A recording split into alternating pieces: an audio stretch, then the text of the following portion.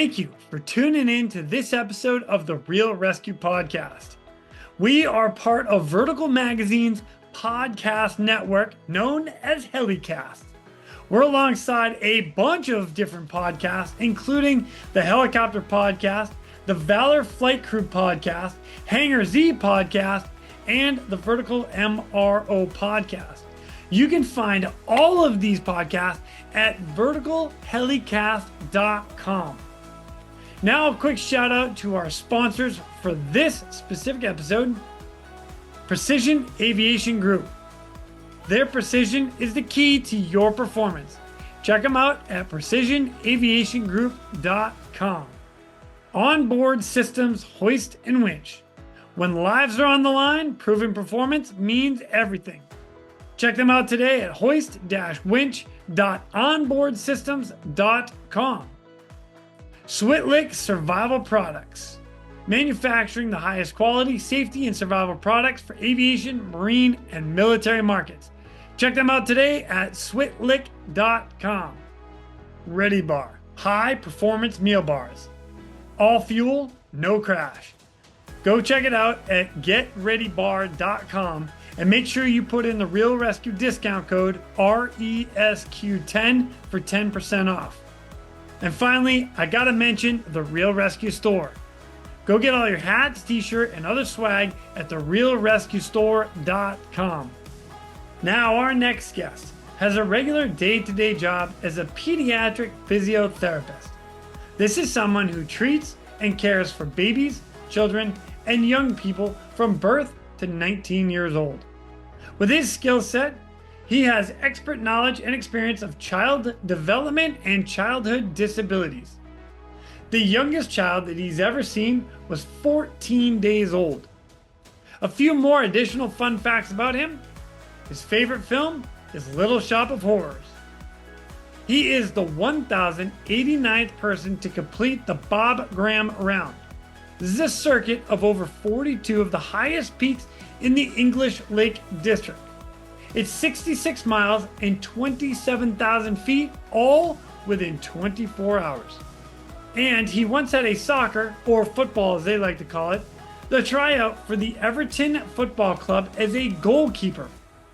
They lost the game 5-0, and 4 of the goals were his fault, which then led to Howard Kendall, the manager of the team, never asking him to come back. Ladies and gentlemen, please welcome our next guest from the United Kingdom, a volunteer for the Penrith Mountain Rescue Team, Mr. Harry Harrison. My name is Jason Quinn. I am United States Coast Guard Rescue Swimmer number 500. These are my rescues and rescues from those of us that put our lives on the line every day so others may live. This is the Real ResQ Podcast.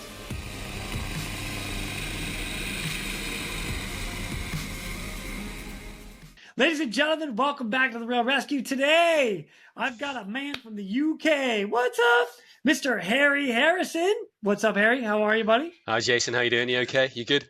Man, I am wonderful. Thank you. And I'm excited to have you on today because we get to learn a little bit more about the UK, what you guys do up there in your area. And I say your area because you just told me you had a whole bunch. But before we get into that, let's learn a little bit about Harry. Where are you from? How did you get into search and rescue? And what do you do? So I'm from Liverpool originally, which is sort of in sort of the middle of the country-ish. Hey, the Beatles are from there. Then exactly, yeah, the Beatles are from there. The best football club in the world's from there as well, Liverpool Football Club. That's the world football, not American football.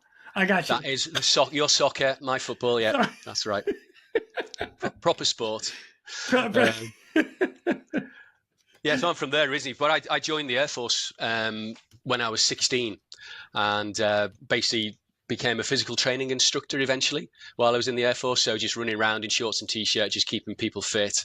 And then one of the places I worked at was a place called RAF Catterick, which is where they train the RAF regiment, which is like the army of the Air Force. So they do lots of airfield defence and amongst other things, they do a lot of special forces support as well. So whilst I was there, every other week we used to take the trainees that we were working with over to the Lake District for some adventure training. So we do things like kayaking, climbing, walking, sort of camping out, doing expeditions. And that sort of gave me my love of being in the outdoors.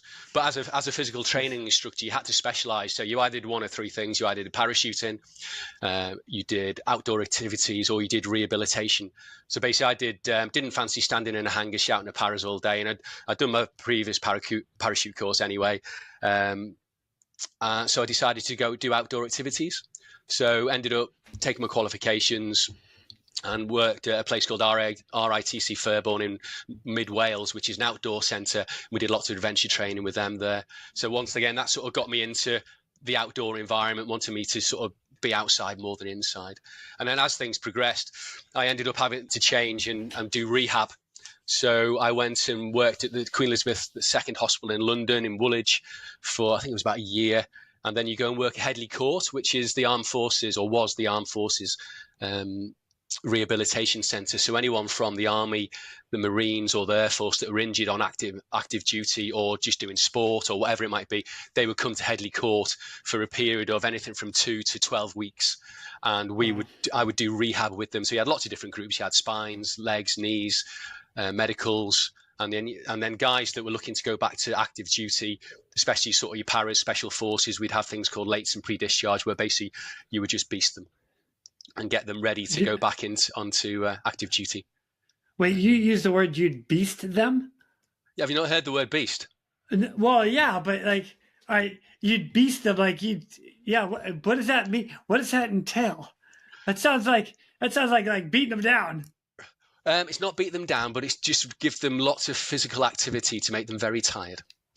Wow. And basically you're looking to increase their strength and conditioning. You're looking to increase their aerobic capacity. You're looking to increase their anaerobic capacity. So basically when they go back into say it's an army guy, they're going back into the infantry, that they know, more importantly, that they're at a level there they can put their boots on, they can put their webbing on, have their rifle in hand, and they can go for a run.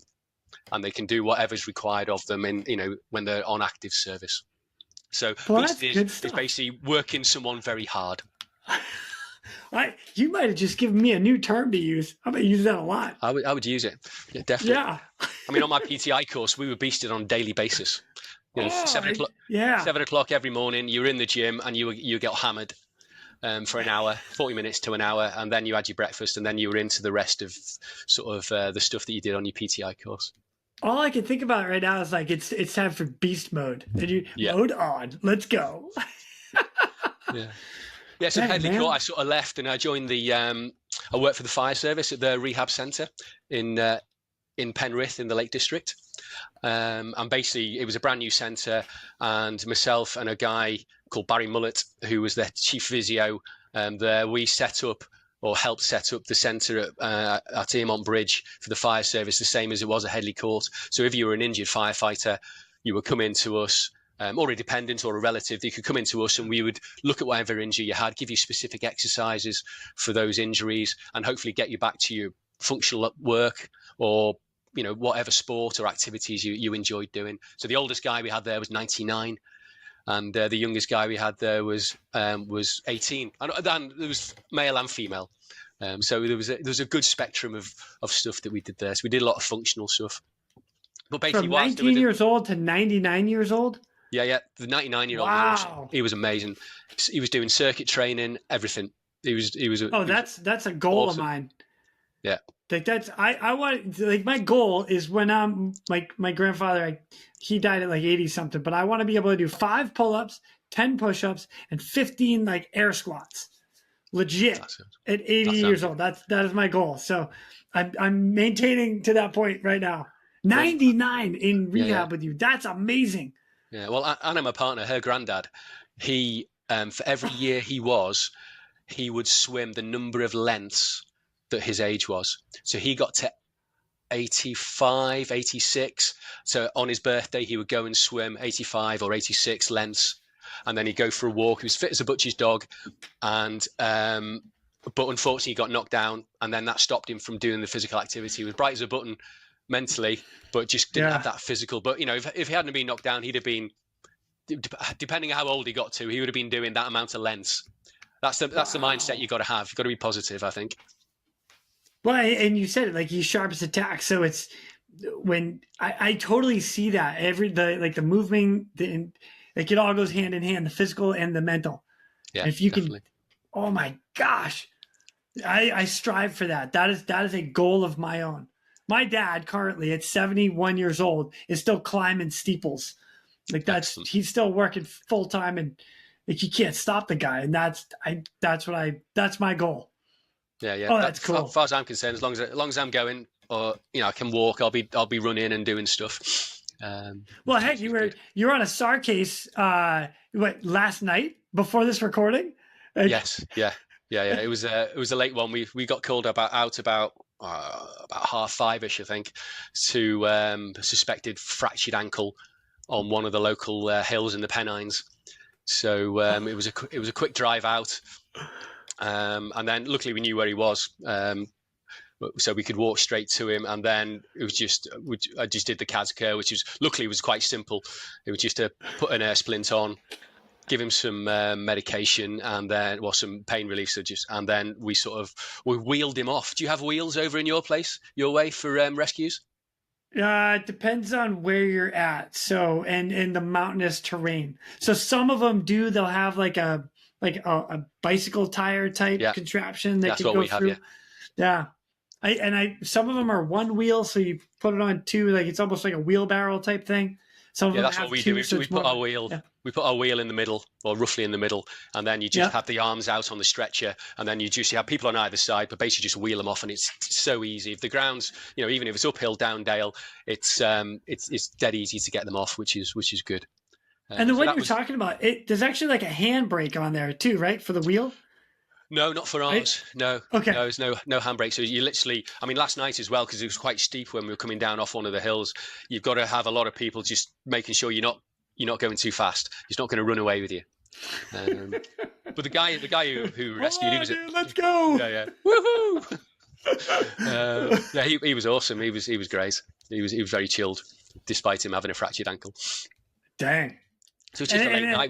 We didn't finish till about sort of 11, half 11. Then by the time you put all the kit away and make ready for today, if there's anything else that happens, it soon lengthens the time that you're out.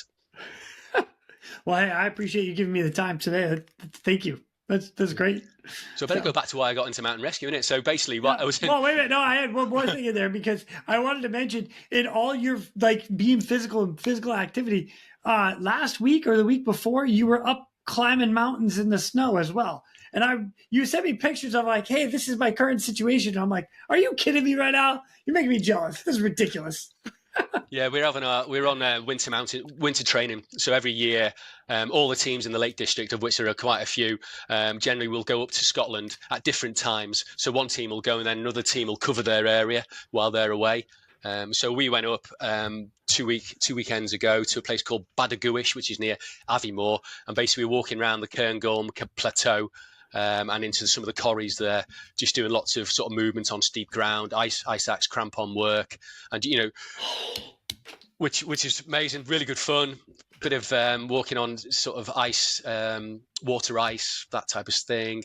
We do a lot of avalanche probing as well, because obviously in the Lake District, although it's lower mountains compared to Scotland, we still do have avalanches. Not that we've had to actually do any avalanche probing for a long, long time, but we need to prepare for it and train for it to make sure we can do it if it happens.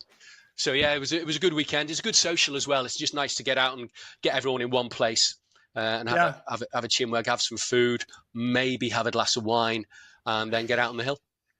That is so cool. All right, so I cut you off. So you keep going. So how you got into all this? So basically, being at the fire service place, it was like, love the outdoors. What can I do? And I'm quite community minded, I guess. And it's like, well, what's exciting? Because it has to be exciting for yourself, I think, as well. But also, what can you do for the community where you live? I'm melding both of those together. It was sort of simple to say, let's do mountain rescue. So there was three of us that worked at Jubilee House at the time. So it was me, Ed, and then my partner at the moment, although we weren't partners then. We all joined mountain rescue in 1996. So I've been in for nearly 29 years now, 30 years-ish. Wow. That's fantastic. Yeah, so we joined, I think it was February 96, and the rest is history. And it's changed a lot since then. You know, in those days, when you got a call out, it was a telephone call. So the team leader would get called by the police, and then the team leader would phone his deputies, of which there'll be 3 or 4, and then each deputy would have a list that of people who they would phone on their landline telephone, no mobiles or anything like that. And it was just a case of, are you going to be in when you get that telephone call? And it's like, hello, Wow. got a call out. Are you free? Yeah. And then you just drive to base and off you go. And then, I mean, loads has changed since then, you know. So I can remember it was going to pages was a major thing for us. Oh, yes. Gosh, we had People them as well. Yeah, people didn't want him. They thought, we don't need pages, we've got telephones. And it's like, no, this is the future. This is the way we should be doing things. There was massive sort of ructions in the team about should we, shouldn't we? And then we got pages. And then now it's brilliant because obviously we just use our phones. So we just have, we get what's called a SAR call. So the whole team gets gets messaged at the same time. And then you just reply whether you're attending, whether you've got limited cover or whether you can't. And then you just identify whether you're going direct to the site or whether you're going to base to pick up the vehicle, and off you go. Wow. Oh, that is cool. Well, I'm excited to dive in even deeper as to what you guys the terrain you get into, but I'd like to hear a rescue story. So do you remember your very first rescue story? I do remember 2 rescue stories, and I can't remember which one was first. So I'll take them both. Let's just go with the.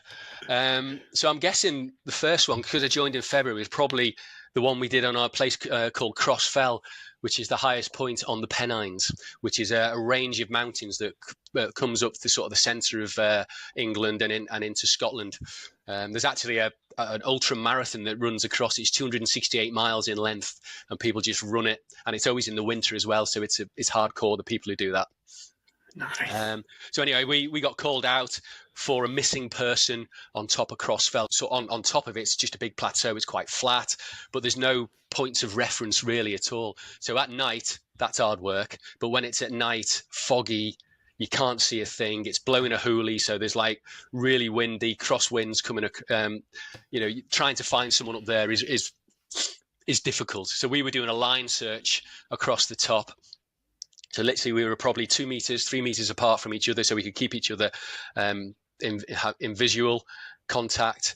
And walking along, next minute, stop! I thought, oh great, we've got to find, brilliant. And all you heard then was, I've lost my contact lens. I'm like, you what? So we spent the next. This is Rob, one of the guys. We spent the next 10 minutes trying to find his contact lens, which we found. Which was unbelievable. No way. On a foggy night in the middle of whenever it was. And so he cleaned it off, put it back in. We carried on searching, and we did not find the missing person, which was ironic. And as it turns out, they were nice and warm in their B&B. Oh, so, no way. Yeah, so they, obviously they'd done the normal stuff, route card, all that, but they hadn't actually told anybody that they'd actually got off the hill. So we got called out by family. They hadn't informed family that we're off. So we were doing a nice search in the middle of the night, cold, wet, horrible. And the only thing we found all night was a contact lens. Well, at least you found that, searching. Well, that's good. Yeah, it was good. Searching. Yeah. Rob was quite happy with it, so it was cool.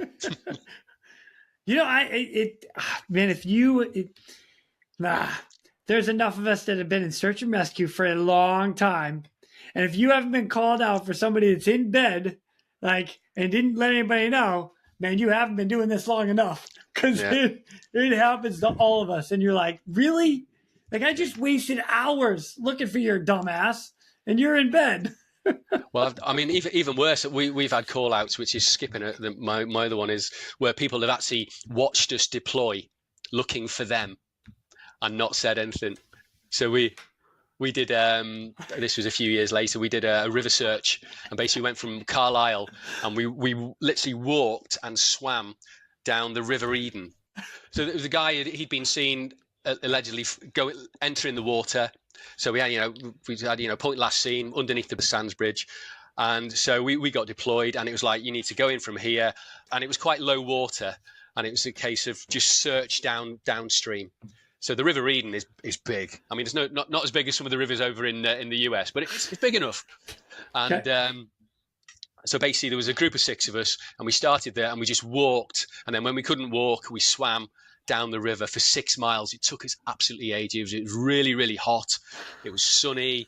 It was, and but you know what it's like when you got a dry suit on. You just overheat dead quickly just walking in it, let alone when it's a hot weather.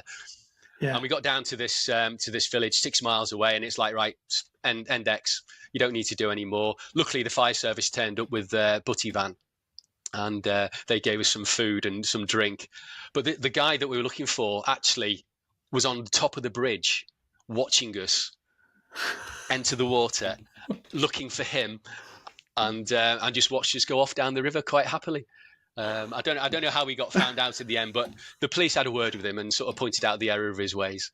But that was a long old day. That was hard work. Oh my gosh! Well, you know what it's like when you've got a dry suit on for many hours. Yeah. It's like you're fatigued, you're tired. And if you have the rubber seal, you've got like a ring around your neck because it just cut into part of the skin, and then your wrist, you got a little spot in there. Like, I swear to God, I didn't try to cut myself or anything. I promise. Oh my goodness. I'm thinking about the guys sitting on the bridge that you guys are looking for. Like, wow, these guys are really cool. Look at them. Look at what they're doing. Yeah. Just madness. But there we go. Holy cow, Harry. We're going to divert real quick to thank our sponsors. Switlick. No mission is the same. Why should your suit be? Introducing a new custom dry suit experience. Choose your fabric, colors, neck and wrist seals, zippers, pockets, collars, and so much more. Intelligent measuring prompts ensure the most tailored fit. Brought to you by Switlick Survival Products. For more information, visit us at www.switlick.com. All right, back to the other one that might have been your first one. Hit me. Yeah, so that was a lovely summer's day, July. And we were at a place called, I think it was Small Water. And basically there was 3 walkers. They were walking along, and one of the ladies, she got her foot caught between 2 rocks, slipped. She went over, but her foot stayed in the same place. Ooh, ouch. She snapped her tib and fib. So we were deployed to go up there. And it was a lovely day. It was like shorts and t-shirt. We just had, a couple of us had half a stretcher each, medical bag, everything, sun cap on. It was glorious. It was a great day for a rescue. So we got there, we sorted her out. We ended up giving her some morphine. We sort of put her on the stretcher, and then a Sea King comes in. And what I hadn't thought about was Sea King, downwash, next to a lake. We were absolutely soaked. It was unreal. I've never been so. I was literally shivering on the side of this lake on a hot summer's day. It was that cold. And we were all standing there just in shorts and t-shirt, just absolutely freezing to death. So when she came down, helicopter flew away. We dried off a bit while the Winchy was doing his thing. Helicopter comes in, downwash, absolutely soaked again. Lifted her up on the in the stretcher, and then off she went to hospital. Oh, that was so cold. That was colder than some winter nights. That's hilarious. Was that the Navy boys or the RAF boys? That was RAF. Yeah. Okay, just checking. So it was okay because they had the Navy boys. Oh, now that's just we would have had to give them a hard time. We get Navy as well. So back in those days, because obviously it's changed now, because all our helicopter support is provided by the Coast Guard, but previously it was provided by the RAF and by the Navy.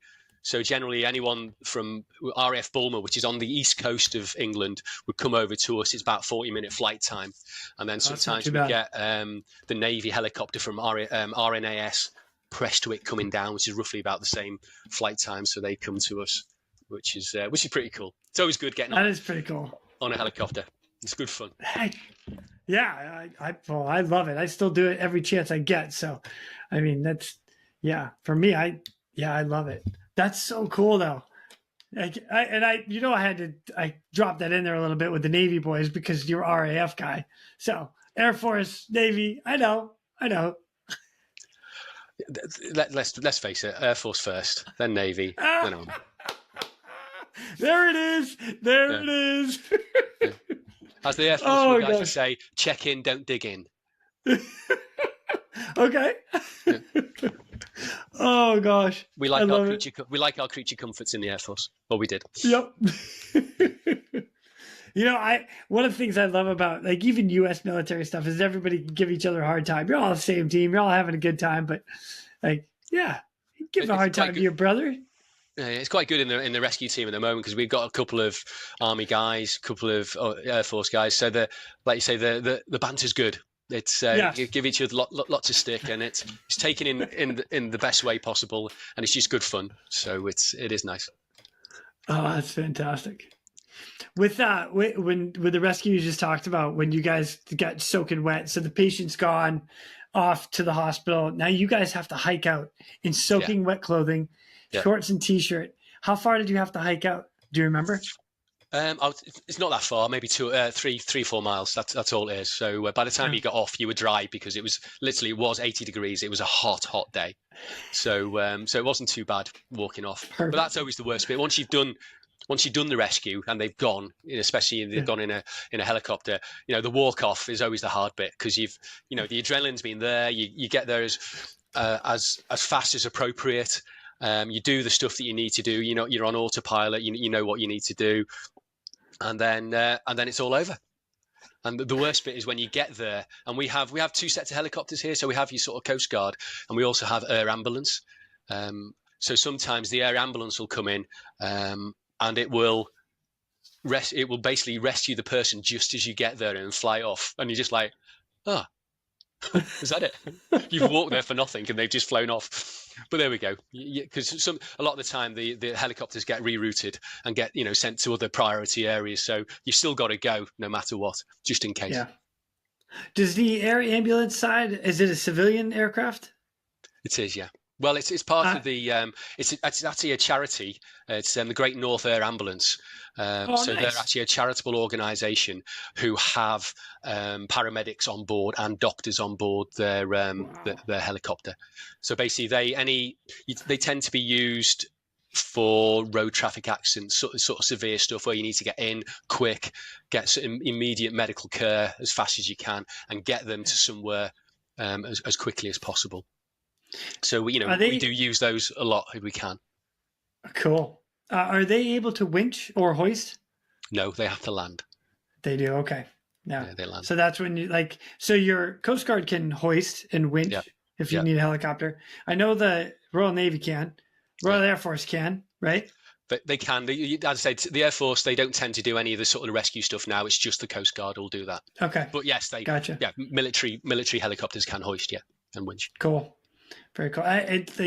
So I know a little bit about the Royal side of it, Royal Navy, Royal Air Force. I'm not too super familiar with your Coast Guard, but it's the details that I've heard. They all used to be able to do a lot of hoist rescue stuff, and now it's changed. So I did know that, but cool. All right. Yeah, there's because your guys do a lot of long lining, don't they? We don't tend to do any or much of that over here at all.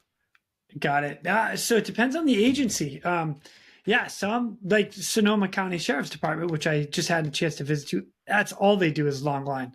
And they have between the 200 foot or the 100 foot, or they can make a 250 foot long line to get into some of the trees and just pick them right out and put them right down. But same thing as like your air ambulance, they have to land somewhere to set it all up, and they don't want to be flying miles and miles and miles to get to the patient. They want to be land close and set up and go. So the air ambulance, they also have a fast car as well. So if the car is closer, they can send that to which we can talk about later, because there was one of the rescues I did that wasn't the mountain rescue, involved the sort of the air ambulance fast car. So that'd be interesting to talk about. So they do have that capability to drive as well as fly, but generally it's fly.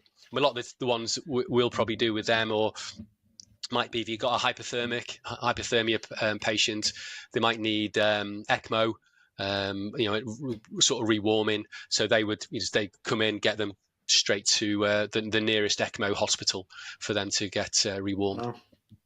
Wow, that's cool. What is your medical level of training? So it's just changed this year, actually.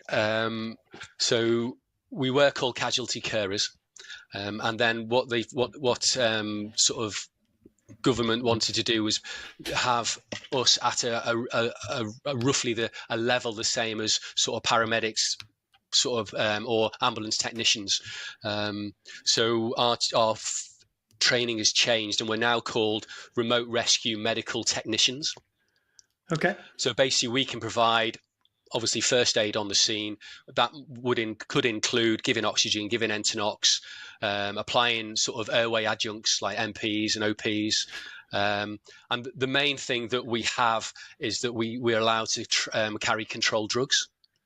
Cool. So we have morphine, and we also have fentanyl as well, which is something that's sort of been goes back years and years ago when Mountain Rescue first started, which was back in sort of the 1940s for proper. There was a guy called, I think it was Hayward Wilson. He was a doctor, and he was the physician for a rescue back in the 1920s, I think it was, where the guy had fallen a long way while he was climbing, but he actually sustained more injuries from the walk out, just from the nature of the ground, the terrain, the bumping, the carrying. Yeah. And so he was very much an exponent of, we need to be able to give some form of pain relief to the patients to enable us to control that pain and then get them in a better state by the time we get them to hospital. So he campaigned for that for many, many years. So I think it was sort of late 1940s that the government agreed that we could carry morphine, but there's very stringent requirements for us. So, we have to sign it in, sign it out, 2 signatures for each time. Has to be in a locked cabinet, within a locked room, within a locked base. So there's lots of regulations and guidance that we need to follow. But so that's probably the main difference with what we do with regards to our remote rescue stuff. We have that opportunity to give pain relief. I mean, like for instance, last night, all it was paracetamol. I didn't need to give any morphine because the guy was okay. We'd only give that if required. Nice. Paracetamol is just like a lower dose of like a painkiller, right? Yeah, that's all. Yeah. Okay. Yeah. Got to make sure I remember my drugs and remember your drug cards. That's what I remember my instructor. And study your drugs. Okay. Do you guys have like advanced cardiac life support training as well? Some we have doctors in each team. Okay. So if the doc is available, they would have that opportunity to do advanced life support if required. But from a team point of view, no. So generally you have sort of 40 people in a team at any one time, but all those 40 people aren't remote rescue medical technicians. So I think at the moment for us, we've maybe got 10 to 12. So it just depends on who's on the call out as to who can provide sort of that medical cover and what you can do. So, from my point of view, I will do the basic stuff. I will hopefully keep them comfortable and alive until someone with more knowledge can come along. So that could be our team doc, or it could be the paramedic on the Coast Guard helicopter, or it could be the doctor on the air ambulance, or we get them to the ambulance for them to take them away. So I can like same things you do. It's like that first aid. It's like keeping them alive, and keeping them safe. Yeah. Nice. So you had mentioned a couple times like the team. Can you touch on a little bit more, like define the team? And you and I talked a little bit offline. Everybody's a volunteer for your team, right? Yeah, we're everyone in Mountain Rescue. I mean, there's an organisation that covers the whole of Mountain Rescue. That's called Mountain Rescue England and Wales. And then there's a separate organisation for Scotland. And basically, anyone that works for either of those 2 organisations is a volunteer. Basically, we have day jobs. So my day job, I'm a paediatric physiotherapist. So I work with kids doing rehabilitation on a day-to-day basis.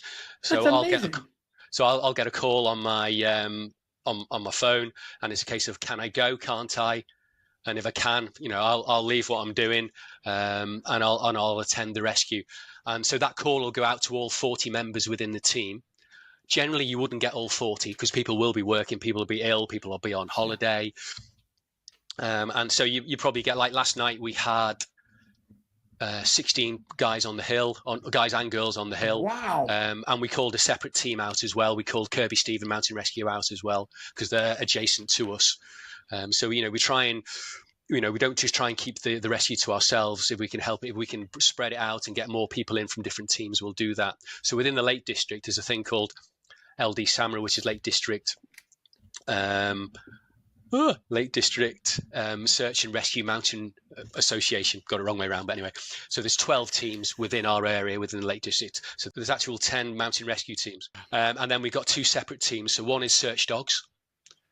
So we have a team of search dogs, which are all over our area. So if there's a missing person, for instance, we would get the search dogs out, and then we would put the search dogs in to clear an area because they're going to find someone a lot quicker than we are generally.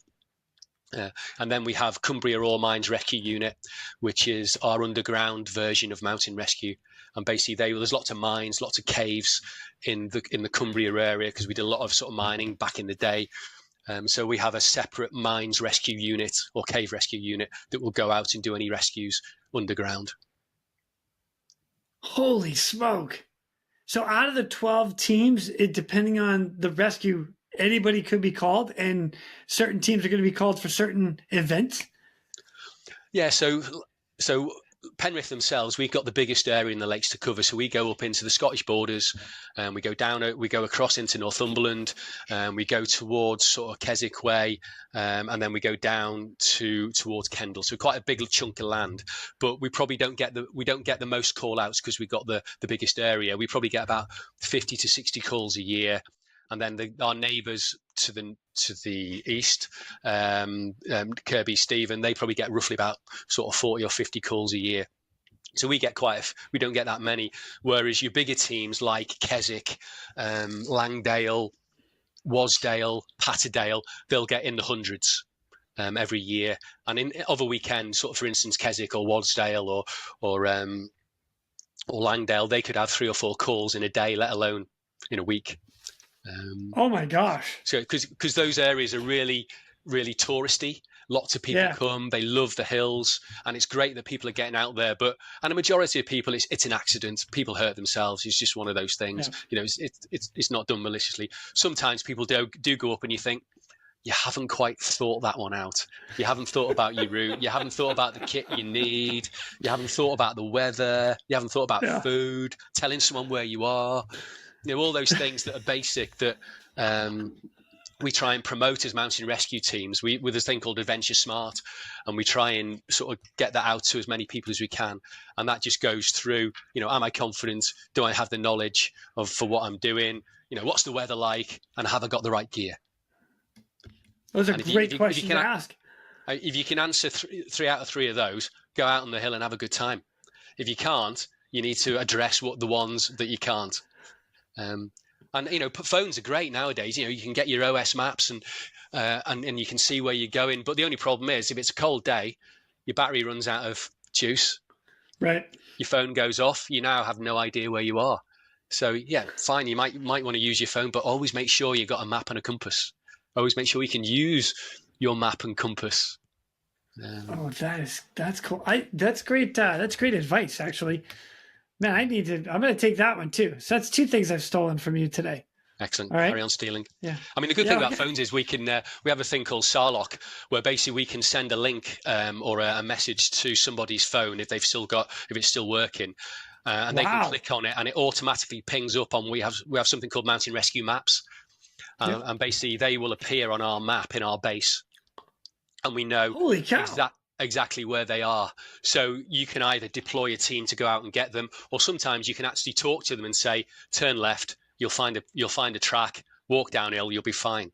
And then you just monitor them as they walk off the hill. So, that's really incredible. Wow. I didn't even know that was out there. That's really good. Really cool. And they just updated it. It's a thing called, I think it's called Sarlock 2 now, version 2, where the only where they have, as long as you've got it downloaded on your phone, it doesn't matter whether you've got internet connection or not, it'll still find you. Whereas the other one that we send at the moment, you rely on internet connection. So if you're in a black spot, it's more difficult to do. Wow, that's impressive. That's cool. So anyway, going back to your question, there's 12 teams. We're all autonomous teams, but we come under an umbrella of LD SAMRA, and we work together as much as possible. Every team roughly has about 40 people in each team. We all have the same hierarchy. You know, we'll have a team leader, we'll have deputy team leaders, we'll have a training officer, we'll have a medical officer, we'll have team representatives, and lots of different people. We'll have, Swiftwater Rescue, a team within a team. So we've got, I think, 12 Swiftwater Rescue technicians, and then there's myself as the Swiftwater Rescue instructor within our team. So there's lots of teams within teams. We do lots of stuff, and lots of trainings on offer.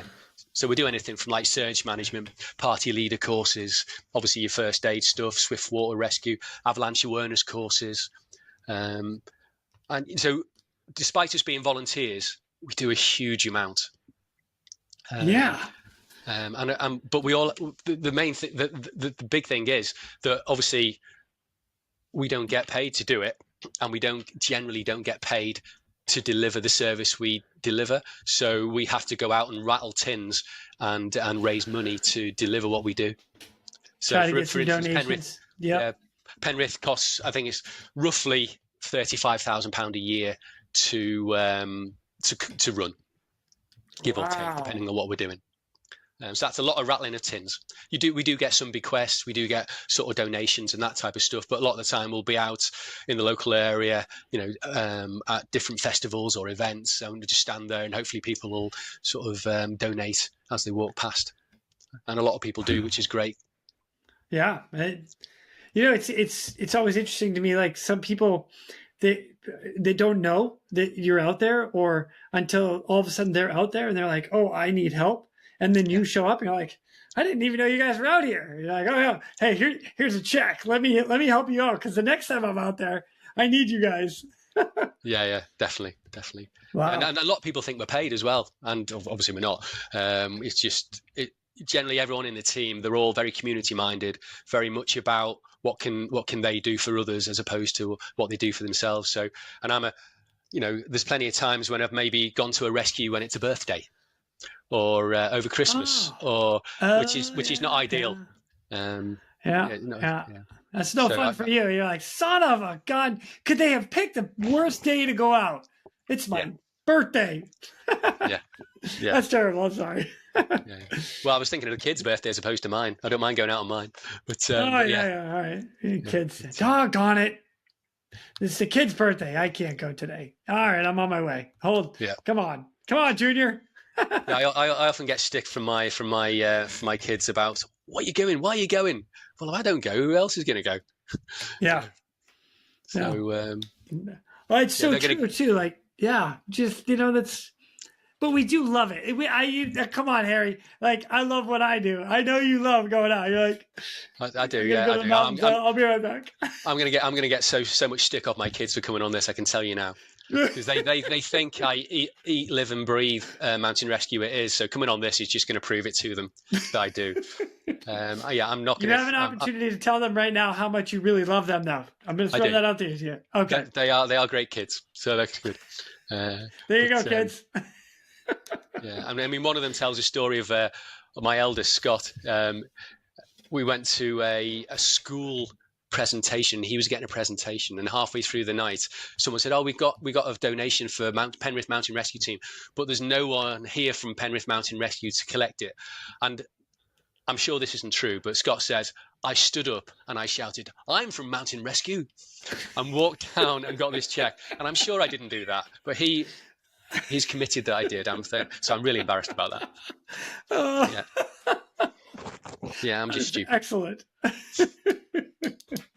Live and breathe. It's what we do. It's what we love. I get it. We're going to divert real quick to thank our sponsors. Whether your mission is saving lives or servicing high-value assets, Onboard Systems hoists stays ready to assist. Features such as single point payout reduce the potential for hoist-induced load swings, enhancing overall safety. For more information, go to hoist-winch.onboardsystems.com. I got one more question about so the teams in the area that you've in, you mentioned a couple times, you're in the Lake District area, and I am going to have a map up kind of throughout. So if anybody's on YouTube, they're going to be able to see the map of where the Lake District is. But can you talk a little bit about what you deal with in the area? What does it entail, the Lake District area? Basically, the Lake District is a mountainous area in the northwest of England. So it's called the Lake District because there's lots of lakes. Here's a question for you. How many lakes are in the Lake District? I have no idea. Have a guess. All right. So let's see. In a lake, if you're calling it the Lake District, I'm going to guess a number around, I'll throw kind of a high number of 67. All right, 1. What? Yeah, there's one lake in the Lake District. That's called Lake Bassenthwaite. All the other lakes are meres or waters. Oh. So Windermere, Ullswater, Thirlmere, Buttermere. So yeah, there's only actually one lake in the Lake District, and that's Bassenthwaite. That's how many hilarious. lakes are how many lakes are in Scotland? One? Is this a trick question? Yes. Yeah, it's a trick question. Right. Yeah, you got it right. Good on you. Yeah, 1. Lake of Monteith near Stirling. All the others are lochs and lochans. Oh, that's right. Loch Ness, Yeah. Loch Tay, all those. Yeah. So basically, loads of lakes, lots of mountains, and it's all sort of quite centralised within the sort of Cumbria, which is the county that we live and work in. So from a call out point of view, lots of missing people, lots of sort of emergencies on the hill, sort of fractures, people getting lost. Obviously, we do get water related rescues as well, and yeah, we do a lot of urban rescues as well. Urban searches. Yeah, we do some. Not happened for a while for us, but yeah, we might have a missing person in farmland or sort of near the estuary, near the coast, and we'll be asked to go and search fields for a missing person. Normally, that would be someone who's maybe got Alzheimer's, dementia, and they've maybe wandered, and we would go out and look for them. So that'd be another aspect of what we would do. We do a lot of school visits. We do a lot of sort of stuff like that, just to highlight what we do, just to increase people's awareness of what mountain rescue is and how useful it can be. I like that a lot. And then when you go to the schools, you can give them your pointers. Ask these questions to see if you're ready to go into the mountains. Yeah, yes. Definitely. Yeah, do that all the time. They love, especially primary schools, they love a rucksack unpacking. Oh, yeah. What's in my rucksack? What am I going to get out next? And you always make sure you've got a teddy bear in there because they love a teddy bear. Oh, that's a good idea. So I've got all right, mine. That's the third thing I'm stealing from you. Yeah. So don't tell anyone. It's just between me and you. But I've got Rupert in my bag all the time. Oh, what dear. the hell's a Rupert? Rupert. Have you not heard of Rupert the bear? No. You should be ashamed of yourself. I'm sorry. I'm American. So you need to Google Rupert the bear. Okay. So basically, I was made by my nana when I was born. She made me a Rupert the bear. So I've still got it now, sort of 56 years later. So that's always cool. That's in my bag. So when I'm coming out, oh, what's this? And the kids love it. So 56 years later, you've had the same teddy bear? Yeah. Rupert the bear? Man, that's pretty good. That's really good. Well done, sir. They love the dogs as well. Matt in our team and Danny and Mike, they take the dogs out to the schools as well, and that's really good because you can hide stuff from the dogs, and then the kids will go and try and find the weirdest place to hide something, and the dog will just be out and find it straight away. It's really good. Oh, go hide a teacher. Awesome. And find a teacher. Go hide a teacher. So we've got 2 different My types wife of would dogs. be all about that. Oh, I'll go hide from the dog. Let's go. Yeah, I mean, the dogs are amazing. We're doing avalanche rescues. Dogs are awesome. If you can put the dogs in first before we get there and mess the ground up, you've got a higher probability of finding the person that's underneath the snow. Putting the dogs in, they're really good at doing that. The search and rescue dogs that you have, are they search and rescue dogs or cadaver dogs or both? Search and rescue dogs. They're not cadaver dogs. Nice. No. Okay. And there are some dogs that are water dogs as well. so they can scent in water. I'm not too up on these, but definitely I think Bolton team, they have a dog, so they've got lots of reservoirs around where they are, and they can do searches with the dog in a boat, and it'll sort of scent. Wow. So that's quite interesting. But ours are just air scenting and trailing, mainly air scenting. Okay. It's a difficult to train a dog. It takes about 2 years, and it's a tough old job. Because the dog needs to be spot on all the time, as does the handler. So it's a really tough course for them to do to get qualified as a dog handler and a dog. I'm always impressed with how teams run dogs, whether it's a cadaver dog or search and rescue dog. Like it's impressive to watch, and the training they go through. So I had one guy on here that was Dylan Nelson, who talked about his dog and the training they went through. It blows my mind how much they go into it. It's crazy. So. Man, one of the main things up here is sheep. The dogs need to be able to not be bothered by sheep or not chase sheep. That's one of the main things. Because everywhere you go in the Lake District, there is sheep up the yin yang. They're all over the place. That's a distraction all day long. Sheep. Yeah, and a lot of the dogs are sheep dogs as well, collies, that type of stuff. So the first thing you want to do is like, oh, sheep. So that's a big part of their training. Corral them. Yeah. Oh, that's funny. Wow, that's super cool. Right on. I'm gonna circle back into a little bit of it, because do you have some other rescues that stand out to you? I really appreciate the background and the inside of your teams in your district. The area that you're searching and you're having to work in is, wow, it's very cool, with one lake in the Lakes District. Yeah, it's quite mountainous. I mean, our highest peaks, we got 4 at 3,000 foot. So not big, but they're big enough that if you have an issue on them, it can be quite challenging. Yeah, you can be hiking for a long time up and a long time back. Yeah. I can see that. Yeah. Nice. All right. So one of the ones that you had mentioned to me here was like you had an ice climber rescue up in Smallwater, Marblehead area. Yeah, so that's in the sort of the southish of our area, and it was obviously in the winter. I think it was a couple of guys. They'd been ice climbing in a gully, and one of them had taken a lead fall, and he'd gone quite a fair way and banged himself up. He had sort of suspected sort of spinal injuries, rib injuries. So we got called out, and it was the route in daytime and is fine, but at night time, when it's like thick ice, really slippy, it's sort of ice axe crampon to walk in there. And it's quite a narrow sort of footpath for part of it. And then the bit where he'd fallen, a couple of the guys had to climb up to actually lower him down onto a ledge. So obviously this is all at night.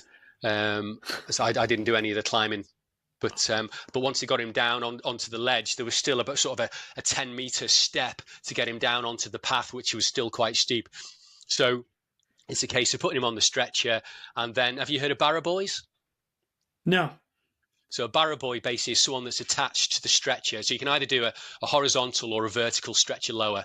So we did a horizontal stretcher lower. So I was the barra boy, and basically I was attached to the middle of the stretcher. And my role was, if required, give first aid to the fallen climber. But my also role is to actually guide the stretcher down the rock face until it's onto the ground, and just make sure. So you're literally attached onto it. You're using your legs to push away from the rock face and pull the stretcher away from the rock face to get them down onto the ground. So that was sort of the bit I played in that rescue. And then so we got them down, and then it's like de-rig all the kit. And then it's a case of getting them off. And actually, that was the hardest bit, because it was really narrow paths along there. You basically had a slope that was like this, and then you had a path that cut across it. Like at a 45-degree angle. So to carry it normally, sort of people on either side, we would have 8 people on the stretcher. You'd have one at the front, one at the back, and they'd have a harness on, and they just clip into the handles that come out from the stretcher. And then you'd have 3 people on one side, 3 people on the other, to help carry as well. But obviously, if you're like this, one person's trying to lift up, the other person's going down. It was really difficult. So I think it was a 5-hour-ish carry out. to work, and it was as always, it was foggy, it was wet, it was cold, and the helicopter could only come up so far, so we had to carry it down to the helicopter for them to get choppered off. And in the end, we had to resort to hand over hand. So literally, we had a row of people on either side of the path, and we just passed the stretcher like this along. And then once you'd passed it on, you ran round to the front and waited for your turn to pass it on again.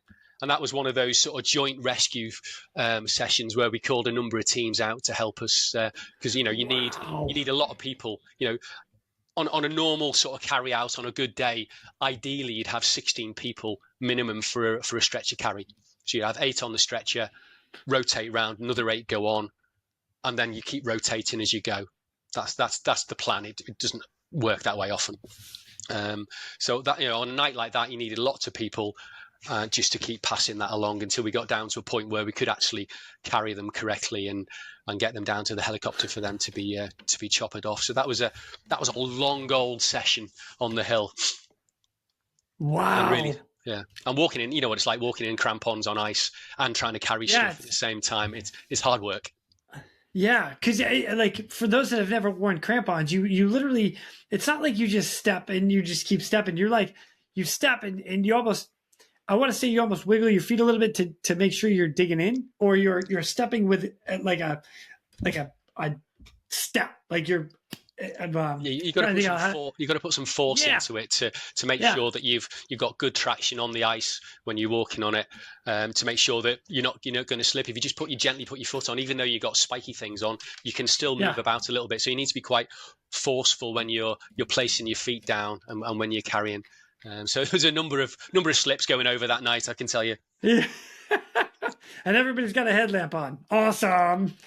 Yeah. Everyone's got head torches on. And we have lots of super duper torch lights as well to try and illuminate where we're going. So we just don't.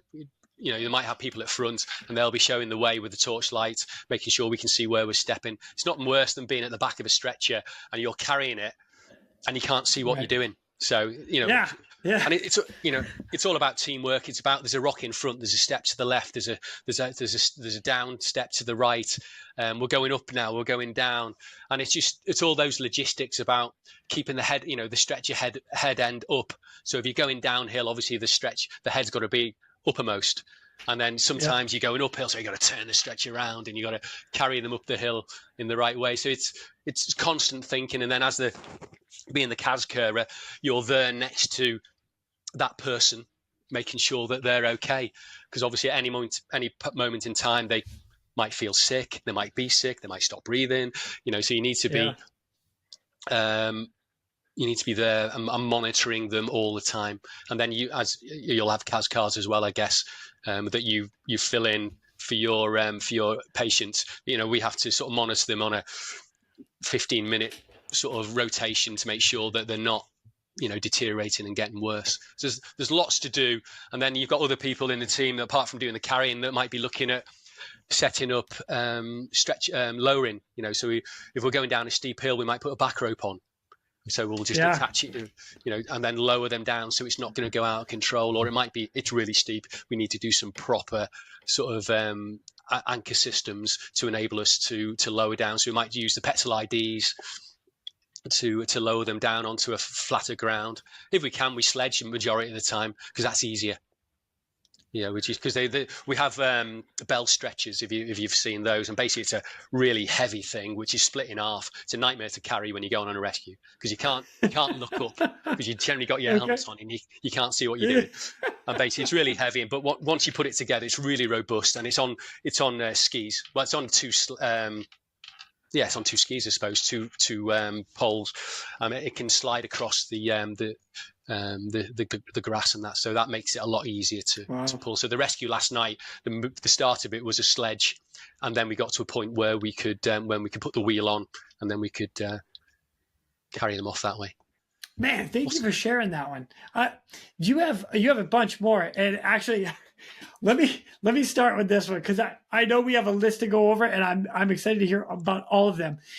But I want to talk flood rescues real quick. And there's a reason I want to talk about flood rescues because we're going to start in 2005 and we're going to end in 2015, where you might have been invited somewhere potentially because of that rescue.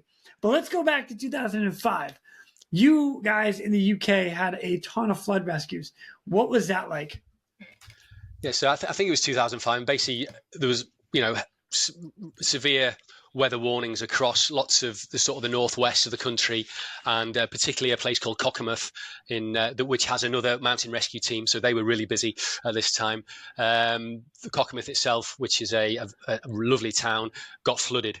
And basically, people from all emergency services, it wasn't just mountain rescue, were turning up in their own mountain gear, so salopettes, jacket, helmet. Some people were turning up in wetsuits. So you can imagine that people were doing their best. They were doing, no one got hurt, which was brilliant and amazing.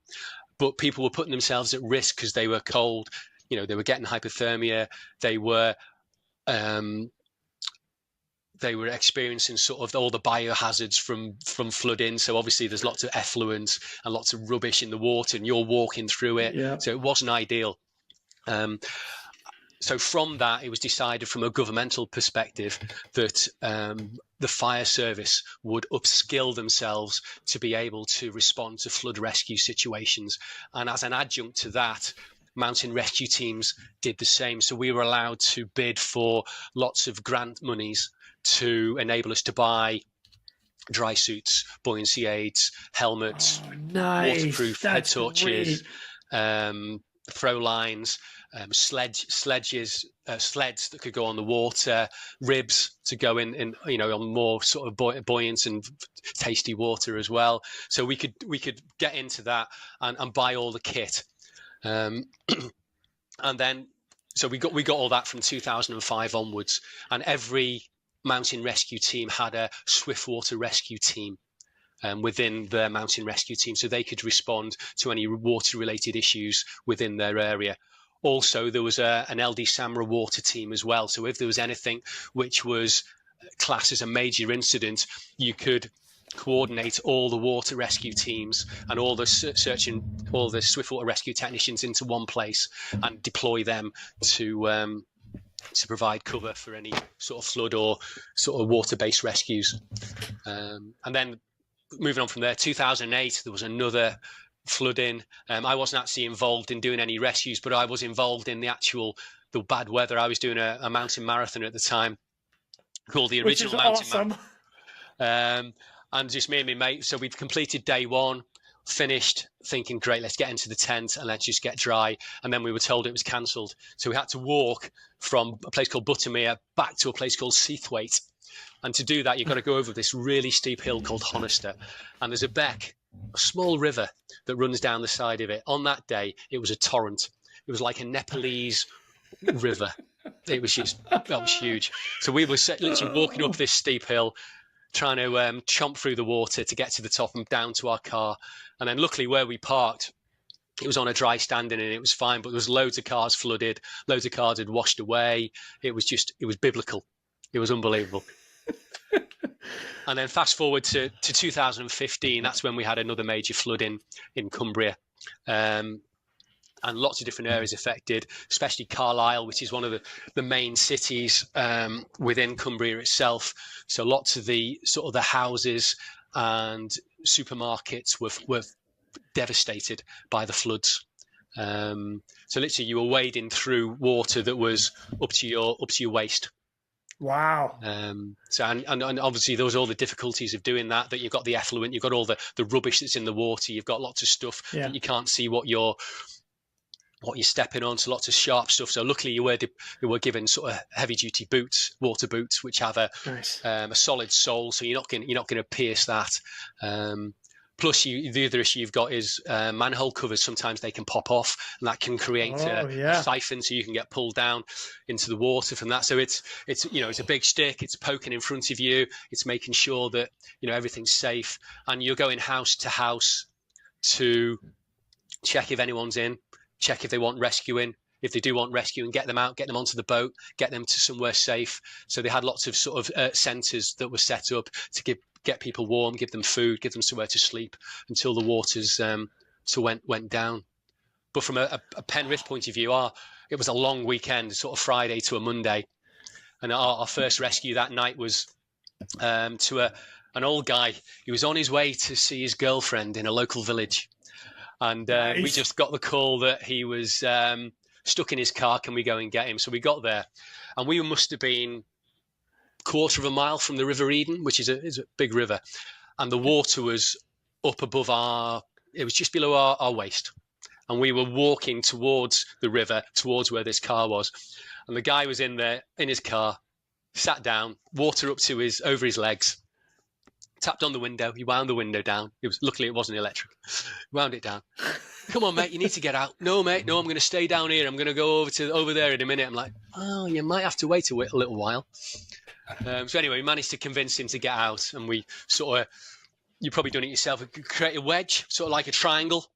So you have one person in the front, they've got the old stick to make sure they're nice and stable. And then we just get him in the middle, wedged around him, and we just walked him out, got him to the fire service who were waiting for us, and they looked after him. And literally 100 yards down the road, there was a milk tanker that was thought it could, because it was a milk tanker, obviously it's big, he thought, I can get through this. And he went through it, and it basically was up to the milk tankers, and this tanker was big, mind, was up to its windscreen. And so we had to go and rescue him. And it was like a torrent. So literally by the side of the milk tank, it was quite benign and quiet. And literally you took a step forward of the front cab. It was like, whoosh. It was just flowing torrents. It was horrendous. So I had to get him out and rescue him. So and that's how it went for the rest of the night. It was just like one after another. There wasn't much rest. And it was like, go back to the fire and rescue centre, get hosed down. To get any environmental biohazard stuff off you, and then get changed, get into new kit, and off you go. But going to the rescue that you mentioned at the start, there was me and 3 other guys, and we got maybe 4 other guys got tasked to evacuate a caravan park that was near Penrith. So our remit was there's 600 people in this caravan park. Make sure they're all rescued. Holy cow! Luckily, a lot of them self-rescued. So as it turned out, there was only 6 that needed rescuing. So everyone else had got... Still 600.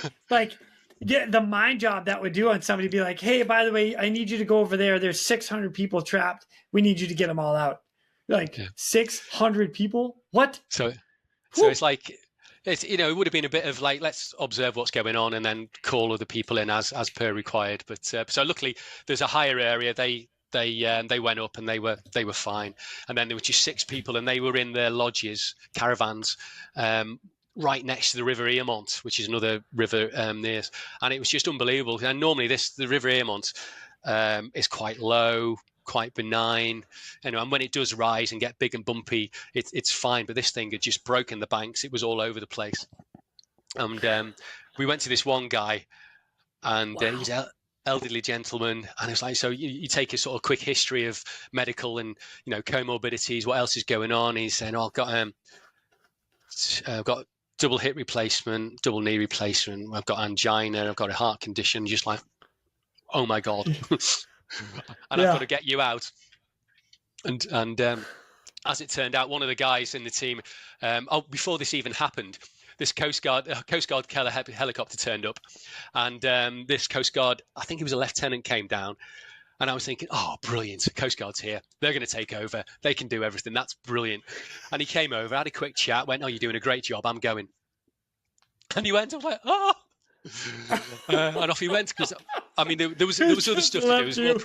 There was more priorities. So he went off to do that. And luckily we found a massive tractor. This tractor is the biggest tractor you've ever seen in your life, and we got a guy who could drive it, and basically we got a lot of the people out one at a time, getting the guy out with double hip replacement over, because we had to get him to step over a big fence to rescue him. So I'm thinking, oh, please don't dislocate your hip. Yeah. Got him onto the tractor, and we did that for every one that needed rescuing. So it was like in, out, into the water, get them out, come back, and do all that. So that was fairly full on. Oh my gosh! But I think from what you were intimating from before, I from that I got invited to Buckingham Palace. which is not many. very cool. I'm Yeah, going to read this because this is wonderful. This is absolutely wonderful. And this is allegedly, right? Allegedly from the rescues. Is that what we're going to say? Yeah. Yeah. Okay. Yeah, I think so. Yeah. I'm good with Yeah. that. So here's what it is.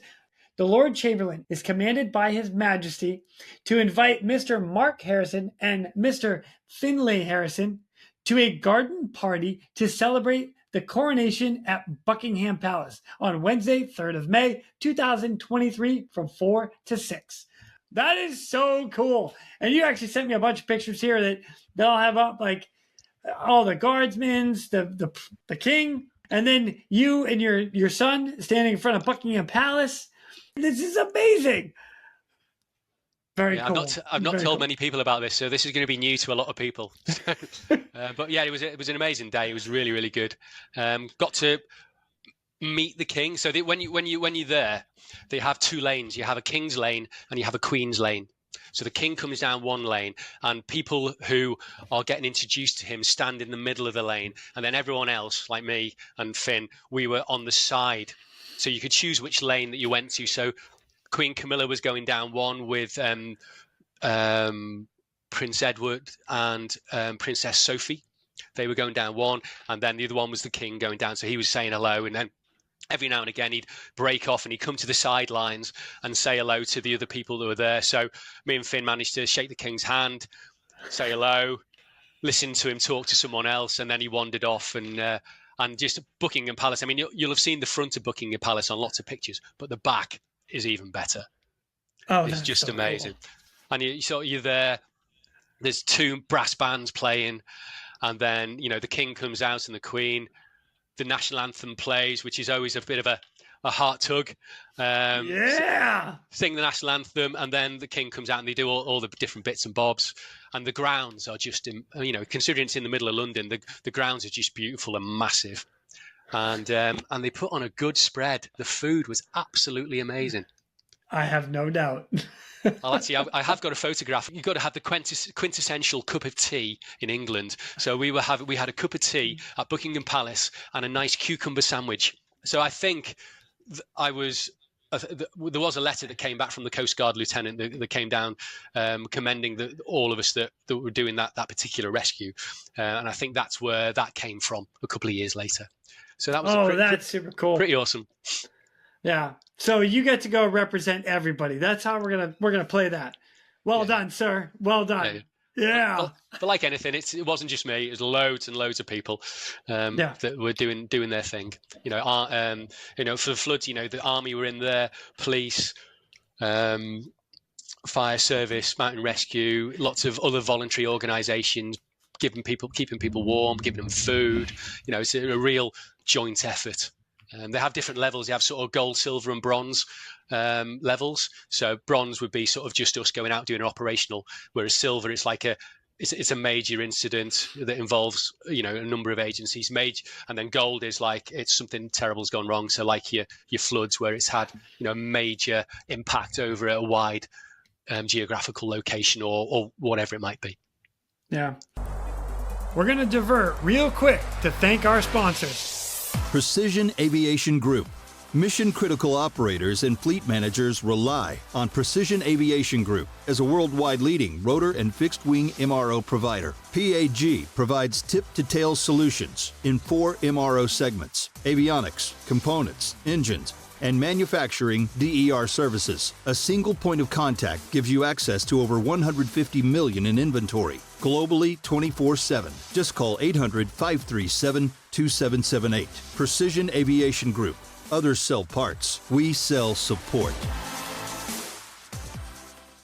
One of the things that I really like, just in search and rescue in particular, and I've listened to a lot of stories on this podcast, and it never ceases to amaze me of how many people, when you have like a mass devastation, like the flooding you're talking about, landslides, just big storms come in, the people that come out of the woodworks that want to help, that want to get involved, it's amazing. Like it's the will of the people. Like you said earlier, the community comes together to really help those that have been affected and devastated by whatever event has happened.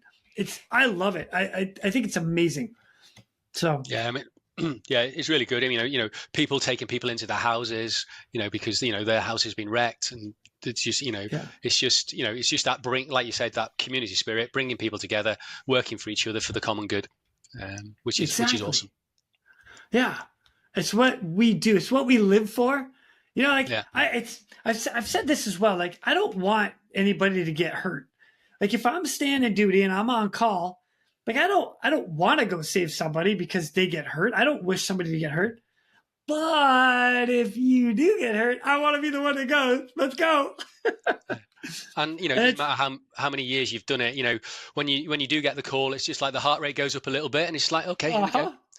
And then you're driving wherever you're going, and it's like you've got an idea of what might be happening, but you don't know until you get there. And so that increases your heart rate, and you think, what are the scenarios? It might be this, might be that, might be the other. You're just going through in your head, especially if you're going to be the casualty carer, the person giving that care on the hill or wherever it might be. It's it's a big responsibility to take on, and you need to be on your mettle and make sure you're up for it. Absolutely.